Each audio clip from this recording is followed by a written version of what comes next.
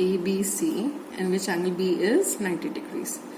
अब आपका angle 90 degrees हो गया, तो इसका मतलब ये एंगल, अगर suppose if this angle is theta, तो you have to increase the angle. अब एंगल को इंक्रीज करने के लिए आप क्या करेंगे, आप जब आप एंगल को इंक्रीज करेंगे उसके लिए आपका बेस क्या होता जाएगा, आपका बेस छोटा होता जाएगा. आप एंगल को आप जितना पास आते जाएंगे उतने ही आपका एंगल बढ़ता जाएगा, है ना. तो आपको जितना आप पास आ रहे हैं इस ट्रायंगल में, आपका बेस उतना छोटा होता जा रहा है. तो व्हेन जो theta is almost becoming 90 degrees, in that case your base will almost become zero, क्योंकि जितना जितना ये करीब आता जाएगा 90 डिग्रीज के, उतना उतना आपका बेस छोटा होता जाएगा, है ना. तो आप फाइनली क्या देखेंगे, when theta is almost equal to 90 degree, तो आपका बेस ऑलमोस्ट जीरो बन जाएगा, है ना. और आपका, क्योंकि आपको पता है h² is equal to p² plus b², तो क्योंकि जब आपका बेस ऑलमोस्ट जीरो हो रहा है, तो उस केस में आपका hypotenuse square will be almost equal to your p². तो आपका h² will be equal to p² और your h will be equal to all p. So your h will almost be equal to p in that case, जब हमारा angle almost 90 degree हो जाएगा, है ना. आप एक चीज को सोचिए, जब आपके पास एक राइट एंगल ट्राइंगल है, आपको ये जो एंगल थीटा है इसको बढ़ाना है. एंगल को बढ़ाने के लिए आप इसको अंदर की तरफ पुश करेंगे, है ना. जितना आप इसको अंदर पुश करेंगे उतना आपका एंगल बढ़ता जाएगा, ये एंगल की वैल्यू बढ़ती जाएगी. हम इसको अंदर की तरफ पुश कर रहे हैं, तो जितना ये पुश होता जाएगा उतना आपका एंगल बढ़ता जाएगा, है ना. तो आपका एंगल जितना भी बढ़ता जाएगा, आपका बेस ऑलमोस्ट जीरो होता जाएगा, क्योंकि आप ऑलमोस्ट इसके पास आ जाएंगे, है ना. तो इसलिए in that case your hypotenuse will almost be equal to your perpendicular. तो जब आपको साइन 90 निकालना होगा, तो साइन 90 हमें पता है परपेंडिकुलर अपॉन हाइपोटेन्यूज होता है.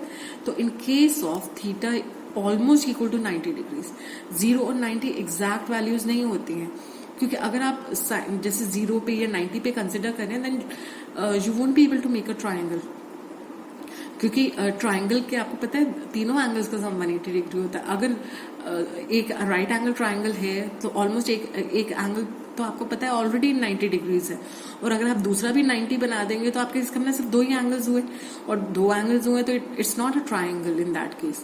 तो इसलिए ये क्योंकि एक ट्राइंगल है, तो जो आपका एंगल है that can be almost equal to 90 degrees. It cannot be exactly equal to 90 degrees, क्योंकि आपको एक थर्ड एंगल का स्कोप हमेशा छोड़ना है. इसलिए वो एंगल को हम क्या कहेंगे, it is almost equal to 90 degree. अब क्योंकि ये ऑलमोस्ट इक्वल टू 90 डिग्री है, तो आपका perpendicular is almost equal to your hypotenuse. तो P की जगह हम H लिख सकते हैं, क्योंकि हमने देखा था H is equal to P. अब ये कैंसिल हो जाएगा तो विल गेट 1. तो साइन 90 आपको पता है वैसे ही 1 होता है ना.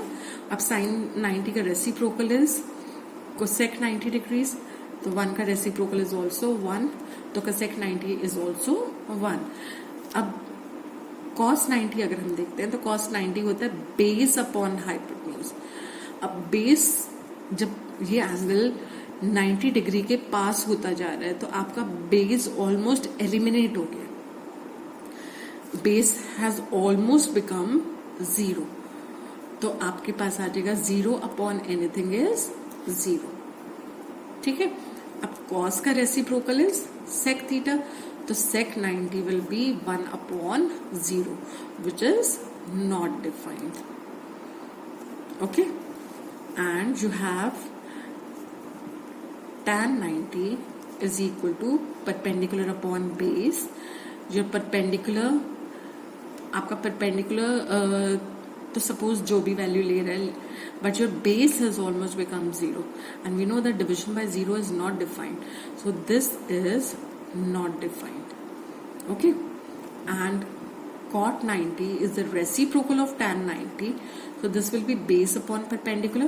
Now base is almost 0, तो 0 upon p will be 0. तो आपने क्या ऑब्जर्व किया कि theta equal to 90 degrees पे sin 90 will be 1, cosec 90 will be 1, cos 90 is 0, sec 90 is not defined, tan 90 is also not defined, and cot 90 is 0.